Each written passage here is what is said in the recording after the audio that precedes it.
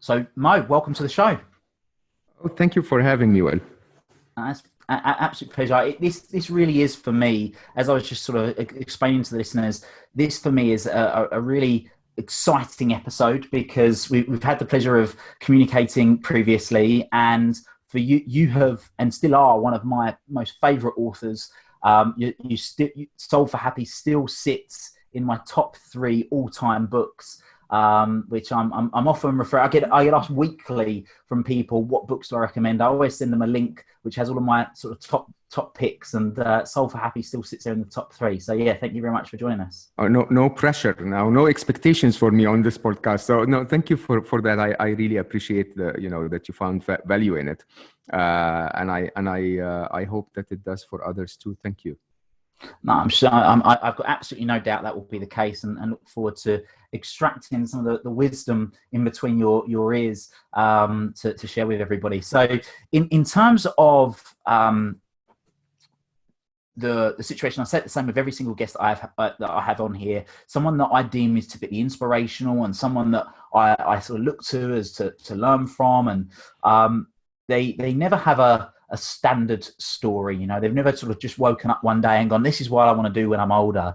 Now I'm writing saying you had sort of quite a successful corporate career. I mean, you were at IBM, Microsoft. You were then the chief business officer at Google X, I'm writing saying. And one of the things I love particularly about that is that it's not stereotypical for people that are working in the personal development industry, to go from sort of a very, very successful corporate career, but we'll go into that in a moment. And one of the things a question that I personally want to ask is, obviously Google X, their whole sort of philosophy is around making significant sort of quantum leap changes rather than incremental changes. Correct. I'm right in saying that's the case? Yeah. How much do you think that way of thinking you've applied to wanting to, or how much of that way of thinking have you applied into your own philosophy of around happiness, do you think? I actually apply this to every part of my life. Unfortunately, the mathematics of incremental improvement is really, really not in the favor of anyone. So the idea of you losing 20 grams a day, or a pound a day, we all know that a pound a day is quite high, but let's say a pound a week, that normally for most of us it just doesn't work. That incremental improvement doesn't really get us that far. I think what you and I share as personal stories are normally quantum leaps.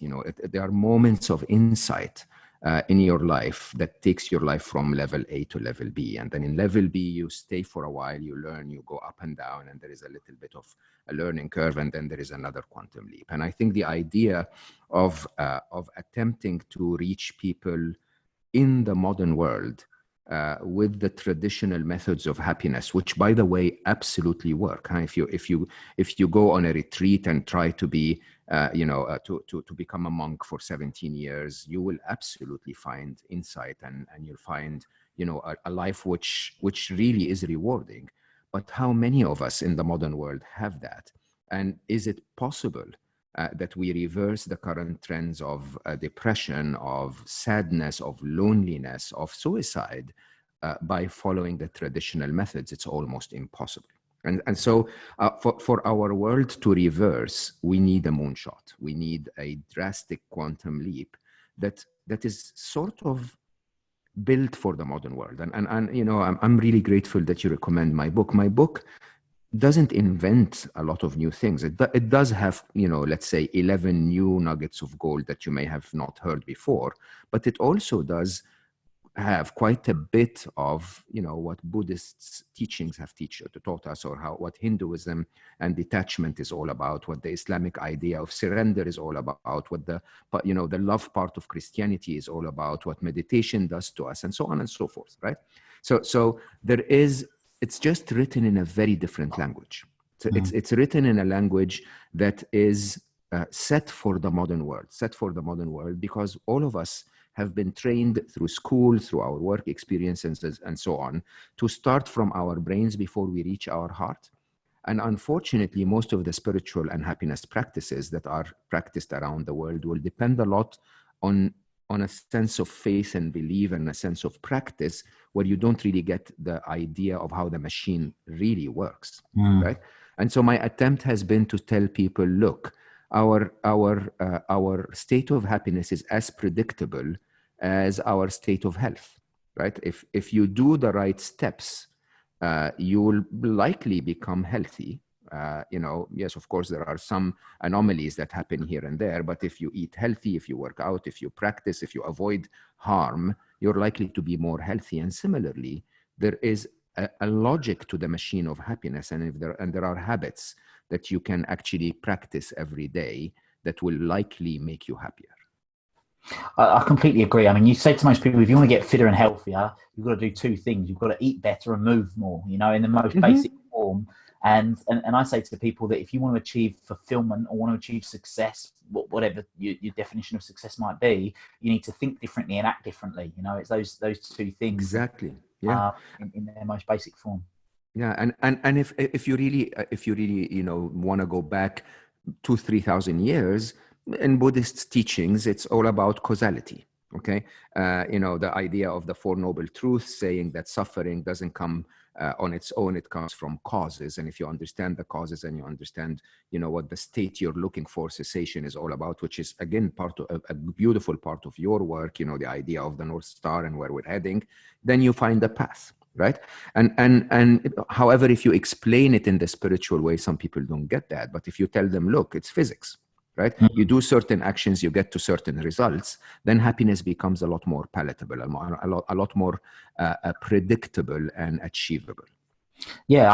I think that's one of the things that your book does fantastically well, when your whole work does. Obviously, you're an engineer, right? And you've been a very successful engineer.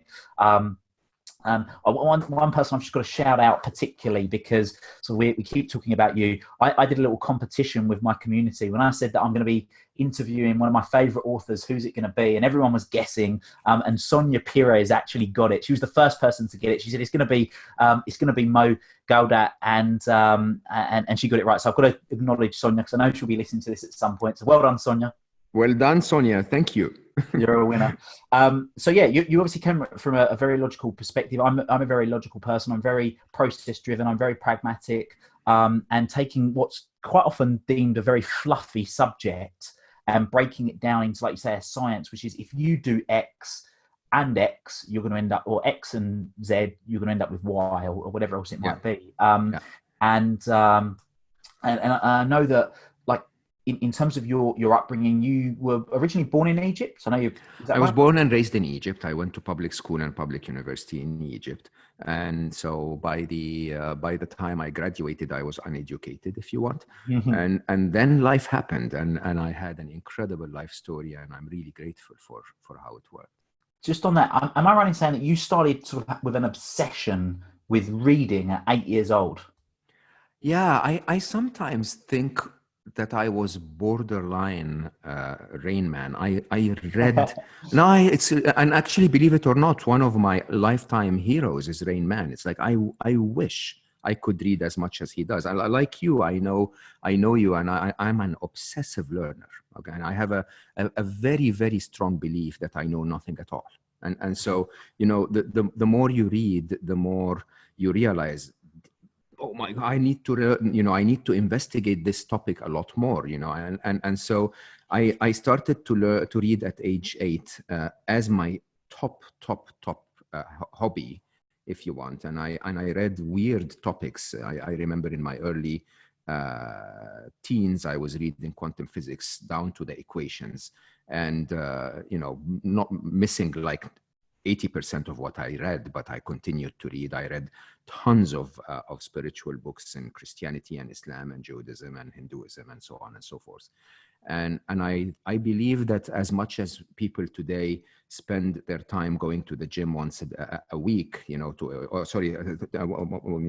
hour a day, 3 to 4 times a week, people should also go to the mind gym and read and learn, or today, in today's world, watch a documentary or a TED Talk or something at least once a day. I think that's a massive value.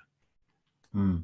I mean, I believe I'm right in saying that, and you may know this. I'm trying to recall it from a couple of years ago when I read it, but even the etymology of the word gym in Greek means, I'm sure it means school or to study, place of study. I'm sure I could be. I'm sure I'm.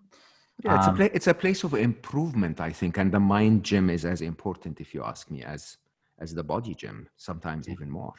Yeah, no, for sure. And so, despite that, so you did all of the academic studying. You had these interests in, like you say, physics, quantum physics, all these spiritual, or all the religions and spirituality. But I'm right in saying you still grew up with quite being quite driven for material things, or Yeah, we all go through that. It's I don't know. I mean, I wouldn't say all, but definitely the modern world sort of implants conditioning in our brains, and you know the conditioning is that success is measured through material possessions, that security is the result of having more money, that you know the objective to strive for is to is materialistic, and so you know in my life story, I graduated from Egypt. I married my college sweetheart, you know, wonderful, incredible woman. I had everything that you know I could dream of having in life, and you know as soon as my son was born, my attitude changed slightly because I then said I need to provide for that you know amazing new being.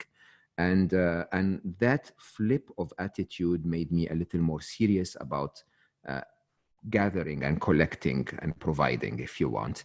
And that way went all the way to the other end of the pendulum swing. And so when success blessed me, and I was incredibly successful by age 29, I was a day trader in the stock market, able to print money on demand, if you want. I was a director at a consumer goods company. I did, you know, I had all the material possessions that people would dream of by their 40s and 50s.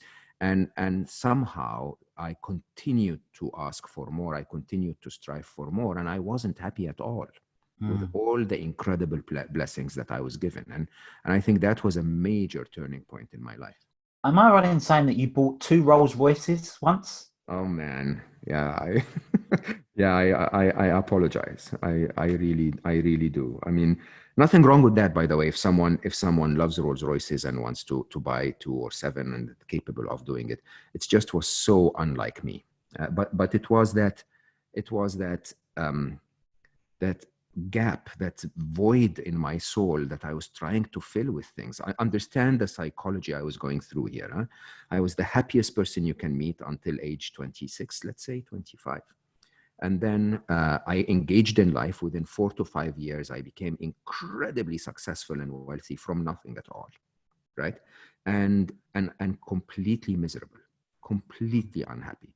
So I drowned my unhappiness in all of the promises they gave me. I went on vacations. I wore, you know, and bought expensive suits. I know most people wouldn't believe that because I'm always in a t-shirt now.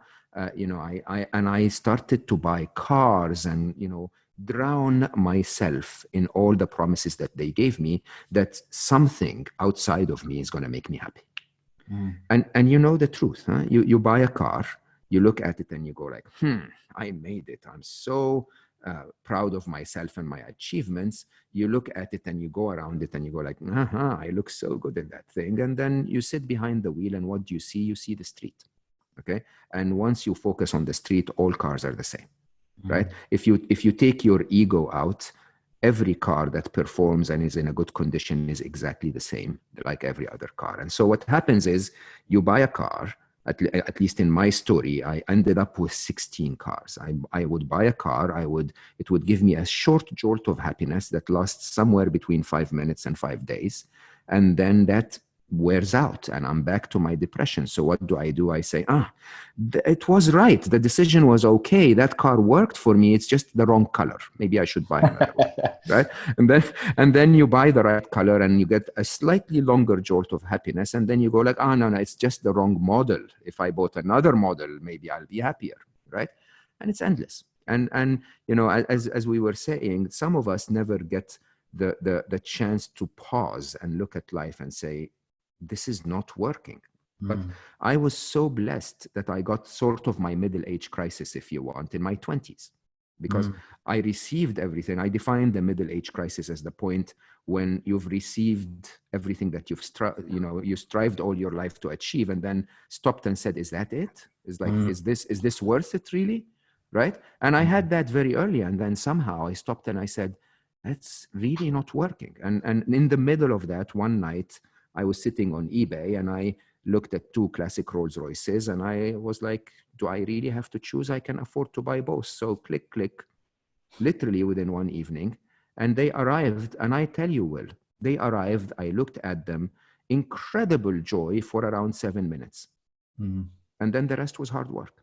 The rest was restoring them and keeping them in good condition. And then every now and then you sit in them and you go like, well, did I buy the right color? Maybe I should have bought another year model. And, believe it or not, all I did with those cars is probably driven them 4 times, 7 times.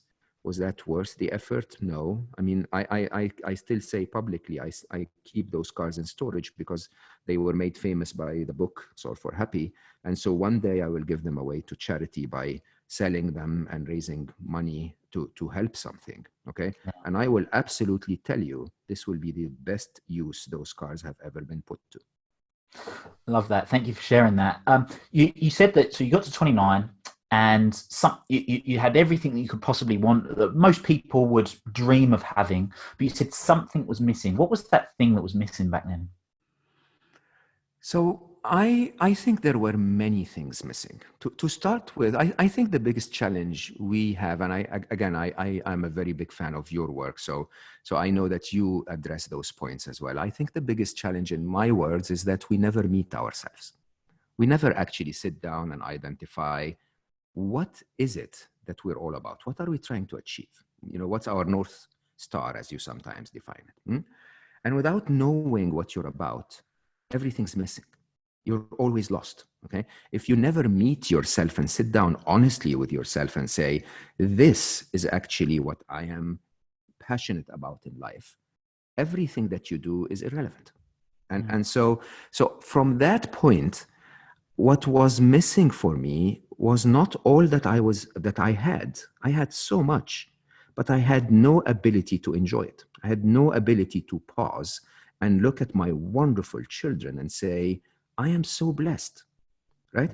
I only looked at them and said, okay, I love those little kids. I need to provide for them. I need to get them more. But what if I die tomorrow? Maybe I should save them a little more money. And what if they want to go to university? Maybe I should save for the pension, and this and that and the other. And I never really looked at them until maybe age, I think 8 or 10 or something like that, where I said, oof, I'm missing it. They are not my duty. They're my gift. This is the blessing I've been given in life, to actually sit and enjoy that incredible unconditional love that your kids give you, right?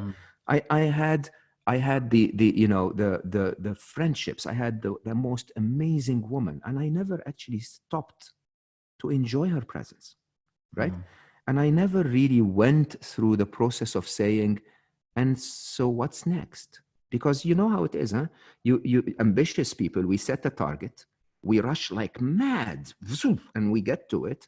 And the minute you get there, you go like, what's the next target? You don't even pause and say, can I celebrate and dance here for a while? You're like, oh, I've achieved that. Let me achieve this. And this, by the way, doesn't apply to people with millions. It applies to every single one of us. You graduate from, whatever you studied, and you go like, if I get $500 a month, that will be amazing, right? You work, you get $500 a month, and then you go like, no, I was wrong. I meant 2,000. And then you work really hard and you get to 2,000 and say, not enough for the mortgage. The missus wants something else, and I need, 3,000. And it just keeps escalating. And the reality is, somehow there is one of two ways you can find that short jolt of happiness, which is, you can either just keep bombarding yourself with things that give you 5 minutes joys, from a party to the pub to the, to extreme sports, to purchasing something, to, a better title, to, appreciation from someone. Or you can simply look at what you have and go like, wow, I'm so fortunate. I am so fortunate just to be alive. Because you know what? You lose a loved one and you realize how fragile life is. Yeah. I'm so fortunate to have the moment to think about what I have. Because so many people, I mean, if you're a single mother working 3 jobs trying to make ends meet, ask yourself how much better your life is than that person. And even in the toughest of situations, by the way, in the toughest of situations, I always say, if you have chronic pain, this probably is something that I don't know how to support you through. Okay. But everything else above that is better than that. Okay. If you're out of a job, but you don't have chronic pain, think of someone who is out of a job and has chronic pain. Okay. If you're, scared of the coronavirus, think of someone who's got it.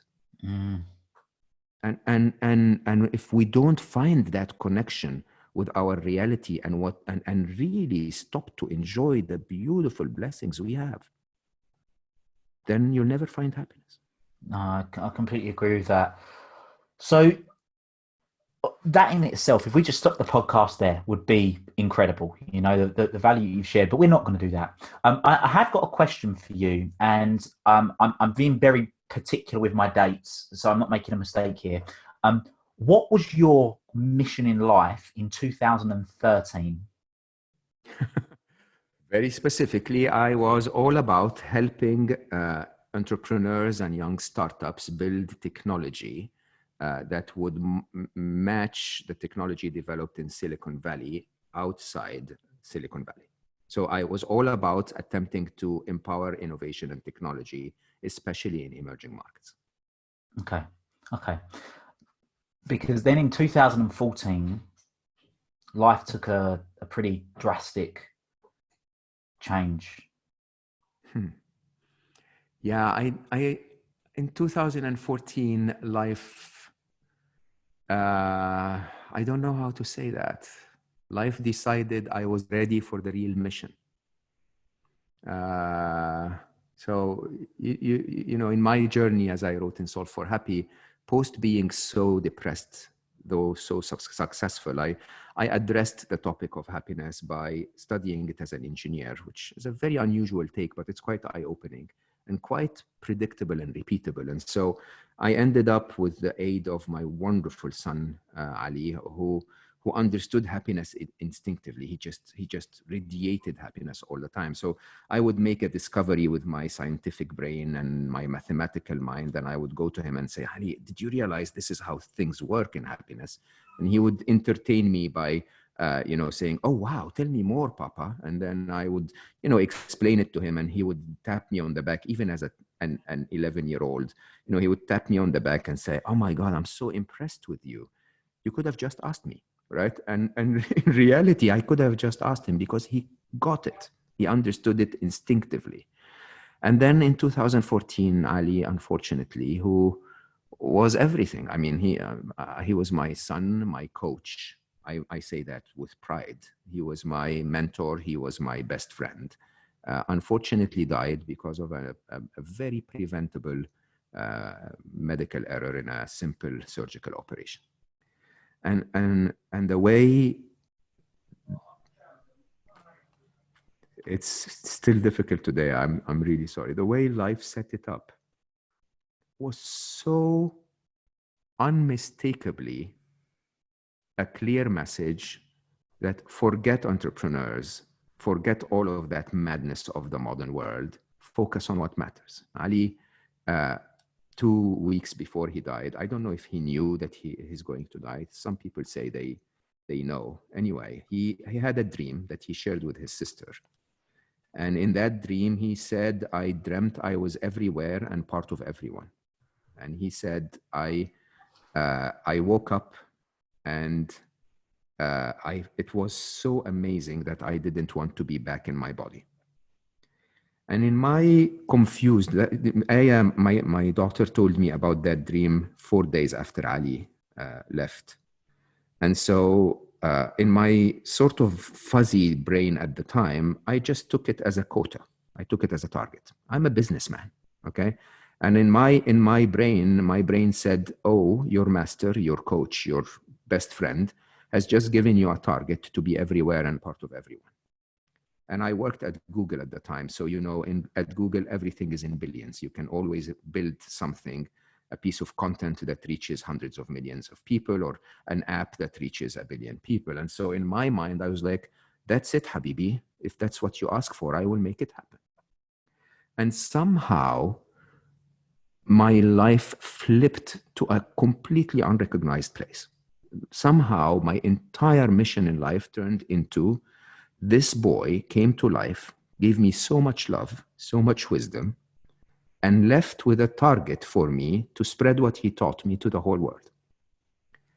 And so I wrote Soul for Happy. I started 17 days after he left. And I wrote with two objectives. Honestly, one was the objective of spreading his message and his beauty to the whole world, but also the objective of actually documenting it. I was afraid. I was like, my mentor is gone. I need to write down that stuff. And it worked. So somehow 6 weeks in, at the time we had a mission that we called 10 million happy. My publishers thought I was mad because books don't reach 10 million people. And I basically said, maybe in the age of the internet, it would happen. And so 6 weeks in, I had an interview on Channel 4 News. And the interview went in a very unusual way. It had to be interrupted in the middle. We were joking about it. And then they asked me a question and I answered it now with a very good, clear mind, with a very happy heart. And that clip, a 3-minute clip, went super viral. Day 1, it was 1 million views. Day 2, it was 8 million. By day 3, it was the most watched view in the history, most watched video clip in the history of Channel 4. And then by, I think, day 7 or something, it reached 87 million views. Wow. And the mission was done. It was basically life saying, that's it. We've chosen you. Go do this work. And so I resigned from Google. It took me a very long time to leave. Around 2018, I stopped working at Google. And then I ended up, dedicating a big part of my life and my resources to this. Well, first of all, thank you so much for sharing that. And I know it's been a huge catalyst in your, like you said, the mission, and your words were sort of the real mission began of what you're doing now. And the mission now isn't 10 million, it's 1 billion happy now, right? It's 1 billion happy. Yeah, it's 1 billion is an ambition. Okay. I mean, you have to be humble. Huh? Not many people in the world have reached 1 billion people. It took Jesus 2,000 years to reach 1 billion people, right? And I'm nowhere near that. But like your ripple effect, I believe in what I call a positive Ponzi scheme. Okay. I believe that I should not be the one that reaches 1 billion people, but hopefully I would reach a few, and those few will take it on themselves to reach a few who will reach a few. And so I always say, if every person told 2 people who told 2 people who told 2 people, we would reach 1 billion in 5 years. That's actually mathematically accurate. Right? Wow. So what I tell people is, if you hear me say something that helps you find happiness, just tell it to your sister and your best friend. Then that's all I ask you for, right? And if we manage to do that, then somehow the world changes. And the mission, I don't know if mission is the right word. I think the idea of 1 billion happy, I think, is a necessity. I don't know if people realize that. We have never had it better in the modern world. Life expectancy is better, healthcare is better, everything's better, okay? And yet we've never been unhappier. Suicide rates are at an all-time high. Drug abuse or use is at an all-time high. Teen suicide is at an all-time high. Depression is at an all-time high. One of the statistics that kill me is 1 of every 4 people who are in depression or feeling unhappy in the United States, which probably applies to the rest of the world. 1 of every 4 people feeling unhappy do not have a single person to talk to. Can you imagine how our modern world ended up in? And you know, maybe we've advanced in so many ways, but we forgot what this was all about. Because in reality, if you think about it, the reason we want to make money, the reason we want the title, the reason we want mommy and daddy to say, to be proud of us, the reason we want the sexy partner, the reason we want, you know, the fancy car is to feel happy. It is the one objective that we're all striving for.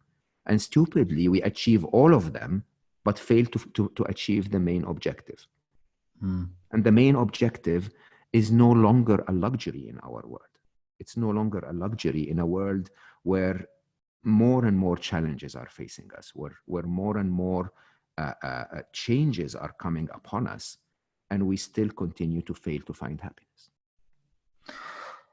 And one of the things that you talk about in your book, sort of on that, you talk about finding happiness, but you talk about us actually having happiness as a default state, right? Absolutely. Absolutely. There is nothing to be found. So happiness is your default setting when you were born. Okay. And I always joke about it, but I say it takes you 14 minutes of search on YouTube to find laughing kids, to realize that a child, every child, including yourself when you were an infant or a baby, you know, if you were given your basic needs for survival, your default setting was happy. It's very straightforward. Huh? No child ever was fed, loved, kept warm, no wet diaper, nothing to stress them or, you know, make them feel anxious. No, none of those children ever said, but hey, wait, I need an Xbox to feel happy, or I need someone to like my butt shot on Instagram to, you know, to make me happy. No, but we don't need anything from outside us. It's that peacefulness and calmness inside us. We're born with it. Okay. And my first analytical approach to happiness was really an engineer's approach, because as a machine, I was happy until age 25. Throw whatever you want at me, I was happy. Okay. And then something broke. Basically, there was a reason for unhappiness. Look at those children. Huh? A child is happy until a nappy, you call it, a diaper is wet, right? When the nappy is wet, the child cries. There is a reason for unhappiness. Remove the wet nappy and the child goes back to happiness. And the game here is to ask ourselves the question, which is, what are the reasons that are making us so unhappy in the modern world? And in my summary, it's events minus expectations. My happiness equation is basically your happiness is equal to or greater than the difference between the events of your life minus your expectations of how life should be. Okay. So every time you compare an event in your life with your expectations and feel that it fell short, your brain issues a signal in the form of an emotion that says there is something to worry about here, feel unhappy or feel anxious or feel jealous or feel shame or regret or whatever negative emotion, just to alert you that something is not meeting your expectations. Okay. The challenge with our modern world is that our expectations are set so unrealistically, and our view of the event is so blurry and untrue. And so you're constantly comparing non-factual views of perceptions of events to unrealistic expectations, and all of the time you feel unhappy, right? You compare your annoying boss to your expectation that your boss is going to come in every morning and give you a back massage and then thank you for your presence. I mean, how realistic is that? Bosses are annoying. This is why they become bosses, right? You compare your boyfriend to George Clooney, and you go like, no, I don't like his haircut. I mean, not everyone is George Clooney, right? And I can assure you, George Clooney, with all due respect, has issues too, right? You look at the being stuck in traffic, and you go like, I hate living here. Go live in Syria for 2 days, and you're gonna love living here, right? You take the coronavirus situation and you say, everything is wrong. No, you're alive. You're actually thinking about everything being wrong and forgetting that everything is right because you're still alive. Yeah. And so somehow we manage to blur our view of the world to the point where that happy child disappears. That happy child gets bombarded with all of those weird expectations and weird applications that we install in our brains. Huh? And what do you get as a result? Nothing. The world is exactly the same. You're just unhappy about it. Mm. I personally, I'm interested in your opinion on this, but I personally think social media has a huge part to play with this. Because if you think, you might say, well, years ago when people read the paper, they were exposed to things outside of their local community. But you might read the paper in the morning and you see a few pages and it's gone. Whereas now people go on, I mean, I know that you've got the, on iPhones, the screen time thing that tells you how much time you're spending on each app and how many times you pick your phone up. But Instagram is a prime example of people that are constantly comparing their behind the scenes to someone's front of stage, which is an absolute show anyway, or comparing their chapter 2 to someone else's chapter 20. Which again, a lot of the time is fake to a degree, because it's made to create likes or whatever else. And I think that I talk about the depressed generation, the depressed generation now, which is everything from the ages as early as 14 years old to 40 years old, of people constantly comparing themselves, because every time they get the phone out, they're looking at someone else's highlight reel and seeing sort of the great things. So I definitely think that's why it's maybe accelerated in the last sort of 15 years or so. But I'm interested in your opinion on that. Yeah, I spent a lifetime developing technologies, huh? So it's something I'm very proud of, but also something I'm very cautious of. I mean, my work at Google helped spread Google to 50% of the global operations. My work at Google X helped accelerate a lot of the research in artificial intelligence, in robotics, and so on and so forth. Technology is a double-edged sword. It's just a tool, right? So you can walk at 5 kilometers an hour, or you can, drive a Bugatti at 300 miles an hour, right? The technology that's known as Bugatti just improves, enhances your ability to be mobile and move around the world, right? And every technology is a double-edged sword in that way. I mean, social media is wonderful because my wonderful daughter lives in Montreal, and I love to connect with her in so many ways that I couldn't have otherwise, right? In the times of the lockdown of the coronavirus, our ability to stay in touch with people and have a FaceTime and a conversation is wonderful, right? Do a reasonable amount of that and you're in great shape, okay? Do too much of that and you're completely screwed, okay? And I don't actually by that mean only social media. I mean all of media. So for example, I had a guest on my podcast recently that was talking about the idea of scheduling your stress, okay? Which basically, she says, every time I switch on the news, it's constantly negative, but I need to be informed. I need to know if the prime minister decided something so what do you do? And I said, I don't know. I actually don't give a damn at all. What I need to know normally comes to me on WhatsApp. And she said, yeah, that's quite a very high level of doing this. Maybe what she does is basically she schedules 20 minutes of stress a day. She says, all of my exposure to stressful things is going to happen between 2 and 2:20 p.m. And that's it. Okay. Between 2 and 2:20, I will just read all that I need to read. I will watch whatever news clips. And then by 2:20, I will start to dwindle back into happiness until by 3 o'clock, I'm toxic free and I can go on with my life. And my response was very straightforward. That's a great idea. I'm going to schedule my stress between 2 and 2:02, because that's really all we need. Okay. In reality, I'll tell you openly, well, and I know this will worry a lot of people. I have not once checked the news during the COVID-19 epidemic and the lockdowns, right? Not once, right? Why? Because everything I need to know, one of my friends will text me and say, did you see they did this? And I say, oh, that's great. That's it. Right? So in my mind, I know there are people around the world suffering, and I know there are people dying, and I know that the economy is not whatever it is. But at the end of the day, in my heart, I'm still okay. And by the way, if the economy is collapsing and I put my head against the wall and I hit it 16,000 times a day listening to the news, there's nothing I can do to change it. So what's the point? Really, what is the point? And when you start to see life that way, you start to realize the reality of what matters. Technology has gone beyond the point where it's maximizing our good abilities to the point where it's maximizing and expanding and exaggerating our bad. Okay, so because we have a compass for the negative, because it's a survival mechanism, everything that we hear is negative.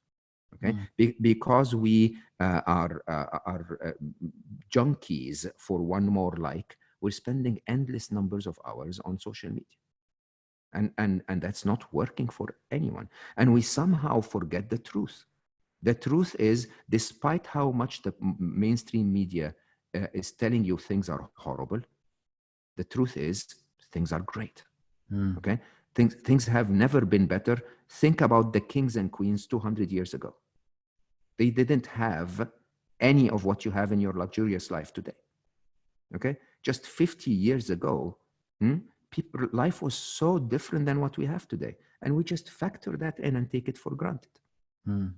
Okay, that the reality of our lives, even the most difficult lives, okay, the reality of our lives is it's not really that horrible. You have an annoying boyfriend. There is 3.6 other billion men out there. Choose one. Right? It's very simple. Huh? You don't like the city you live in. There are hundreds of other cities around the world. Toughen up, make a choice, and go move. Take action. Love that. So a couple of questions for you. So I'm absolutely loving this, and I'm sure that the you who's listening right now, you're loving this as well. Couple of things. You make a distinction between joy and happiness in your book. Yes.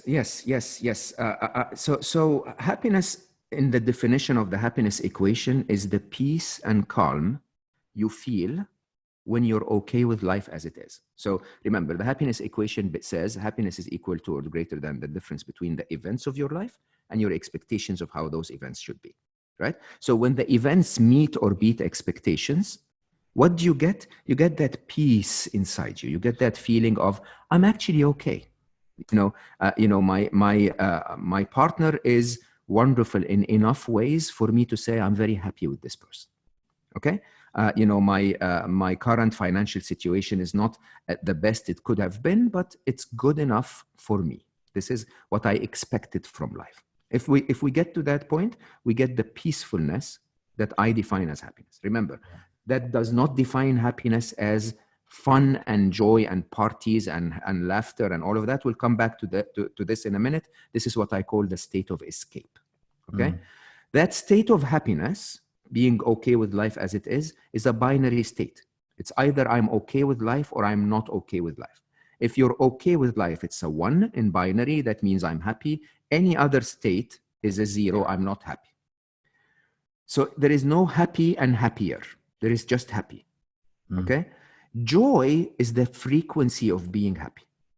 And practitioners of meditation techniques, practitioners of mind strategies, practitioners of mindfulness, practitioners of constantly visiting yourself will tell you that with practice, you can cultivate that state of happiness a lot more frequently.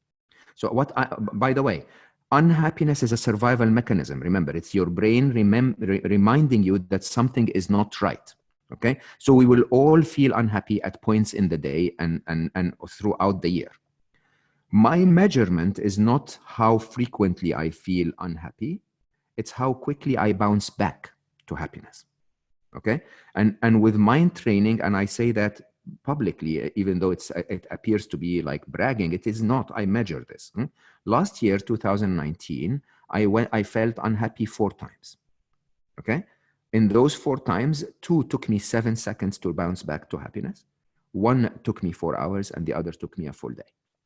Okay, and that is not because I'm an exceptionally designed superhero. It's because of practice. Just like fit people, when they go and do bench press, okay, throughout their exercise scheme, there might be 2 or 3 times in the year where they don't do it right. Okay, otherwise their bodies are capable of handling that. How do you bounce back to happiness? Through very clear practices and regimens that basically tell you to compare events to expectations as the reality really is, not as you wish life would be. Before we go there, let me talk about the state of escape. Because in the modern world, where there is so much that disturbs our happiness. We have believed the mainstream media and the advertising industry that there are replacements for happiness. I call them weapons of mass distraction. Okay, so if I feel unhappy, I can allow myself to buy a new iPhone and this is going to make me happy.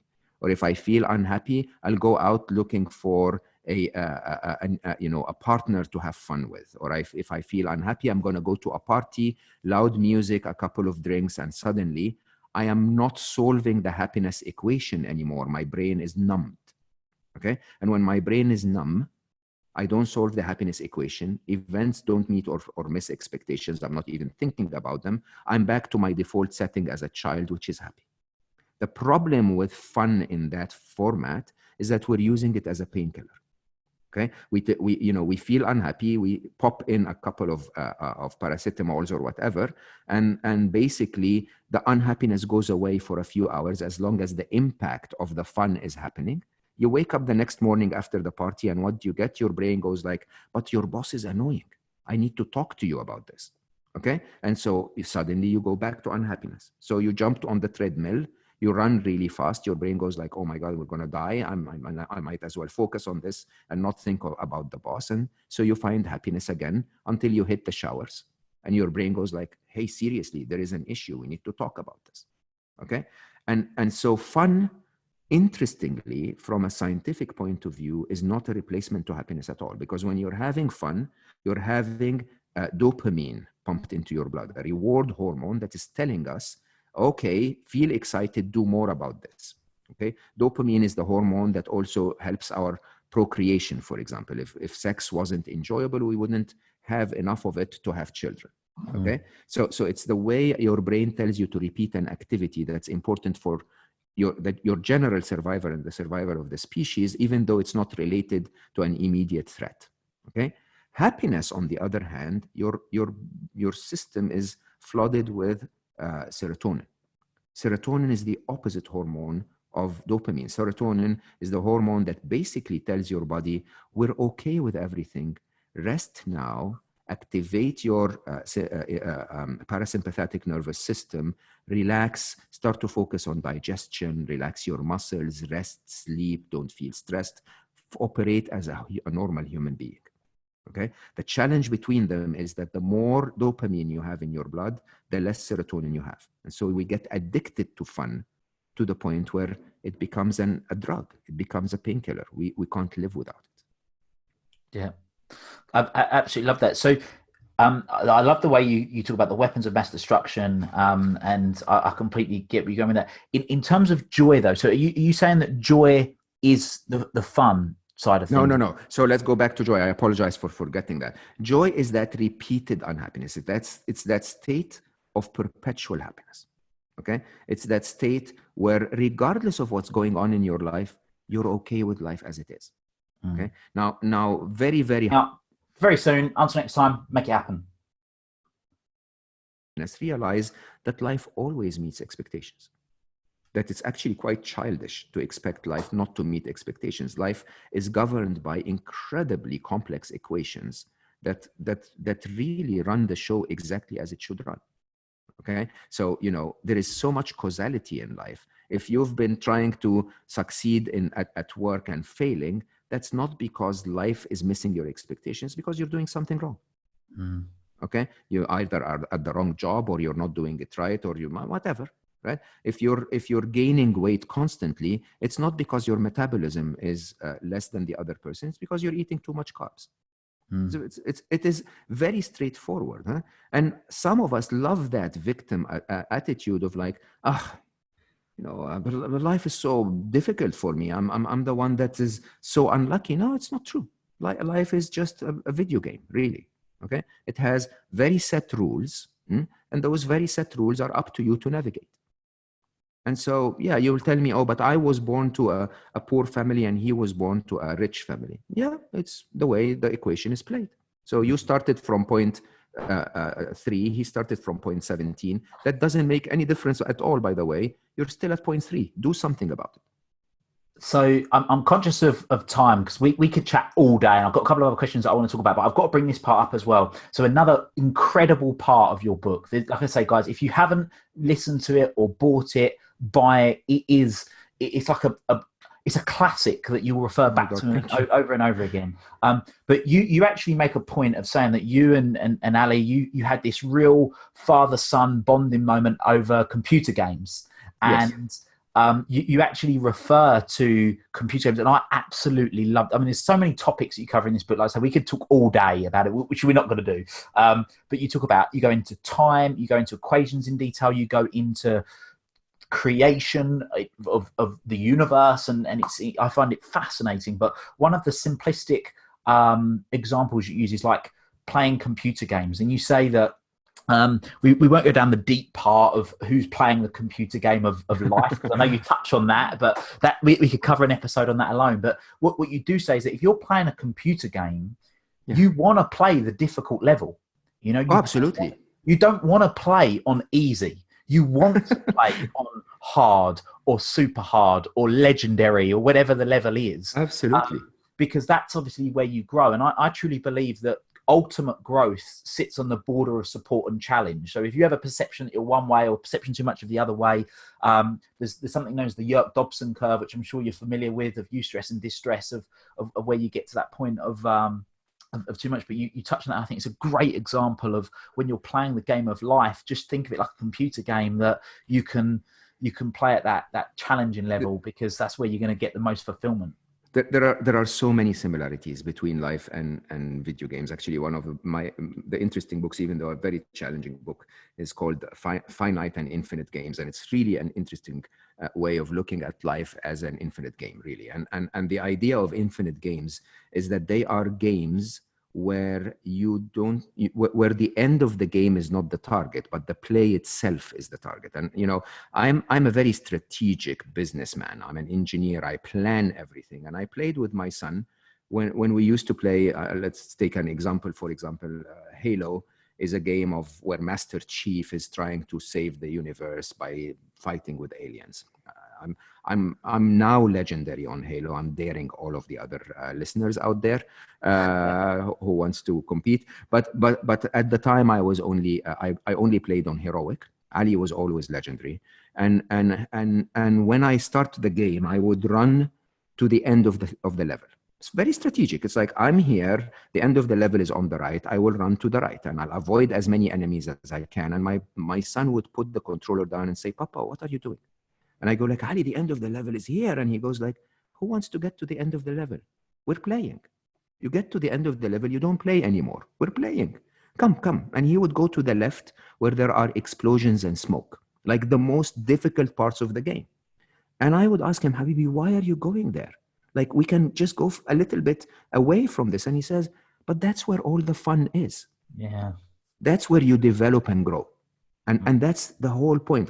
As a matter of fact, my wonderful son, I think he was 14 or 15 at the time, he defined the idea of life purpose for me.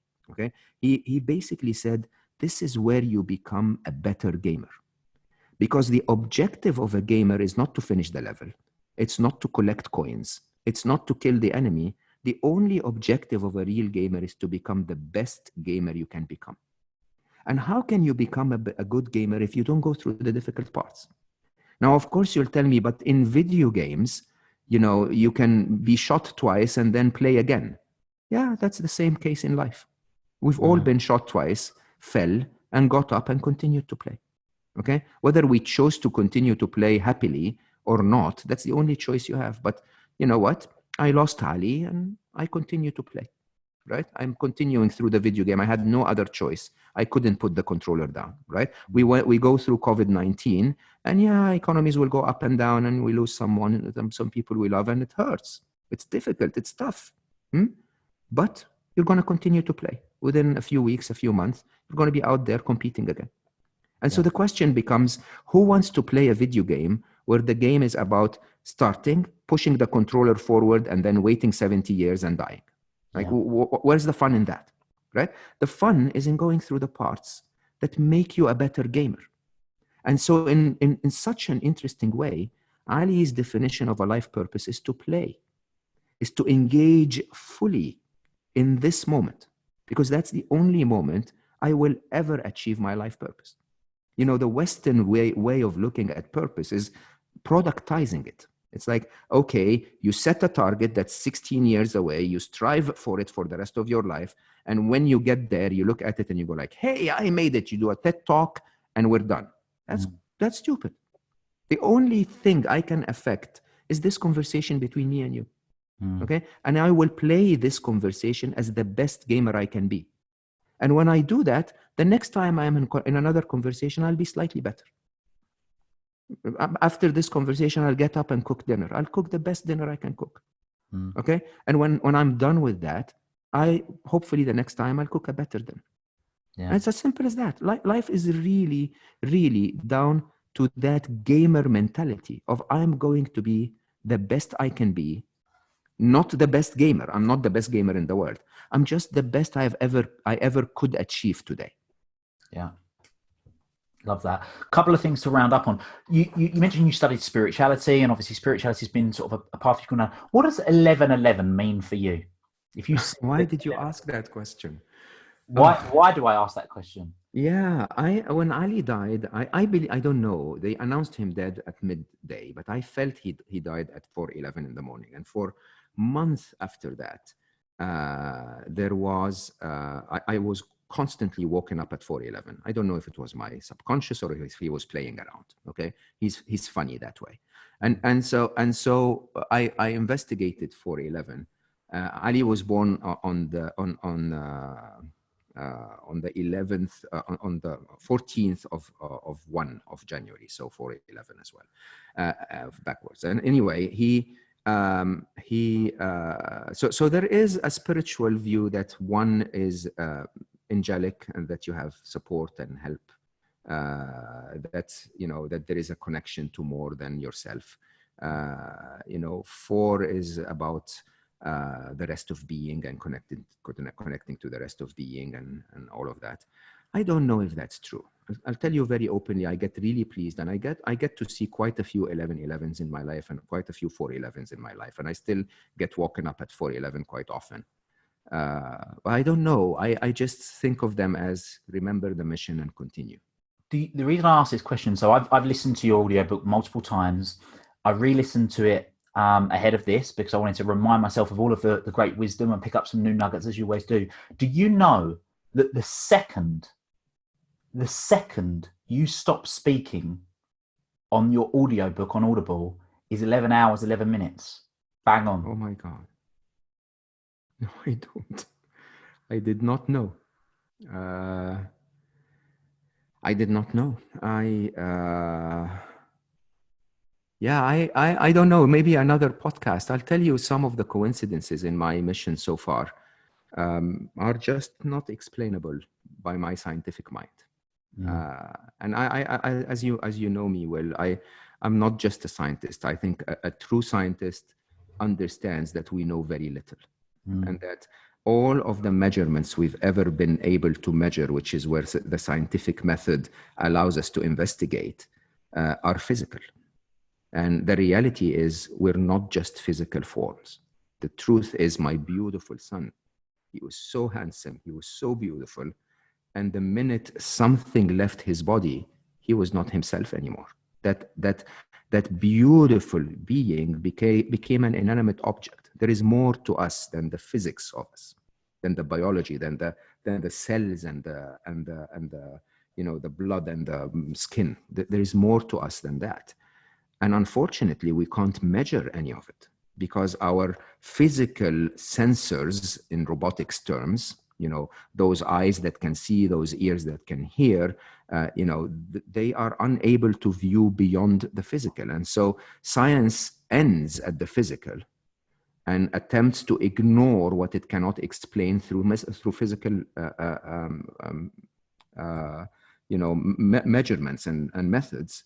I believe there is so much more, and science actually proves to us that there is so much more. If a simple understanding of the theory of relativity mixed with a simple understanding with quantum physics and the Big Bang theory, I speak about that in chapter 13, tells you openly that this could not be it, that there is something that observes that exists outside the physical universe, okay? And that the something that observes does not, the laws of physics do not apply to it, and accordingly, time does not apply to it. And the question of who was born first, me or Ali, who died first, me or Ali, is actually a very puzzling question, because the proof, that the truth of science is there was no first.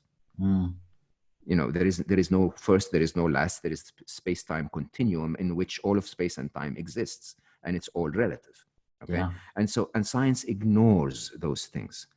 How we ended up with 11/11, I have no idea. I will cherish the moment that you told me. But Ali has used a lot of 4s and 11s to communicate to me after he left. Love that. Thank you. So one final question, main question from me. So if you could go back and give yourself a message at the age of 15 years old, what would you tell yourself? I would tell myself what I just told everyone. Life is a video game. So your target is to become the best version, the best gamer you can become, the best version of yourself. I would say detach and play. Don't think about the future. Don't think about the past. Engage 100% in this moment. Take every shot, knowing that you won't die.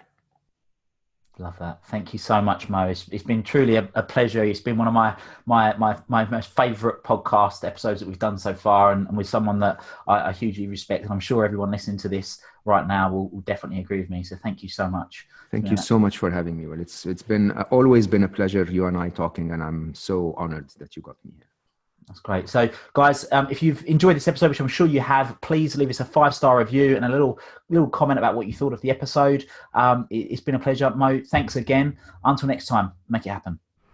Thank you for listening to this episode of the Make It Happen with Will Polston podcast. Make sure you join Will's free Facebook group, the Make It Happen community. Please support the show by subscribing on iTunes, Spotify, Stitcher, SoundCloud, or Google Play. Share this episode with at least one friend you think would benefit from it, and give Will a 5-star review wherever you download your podcasts.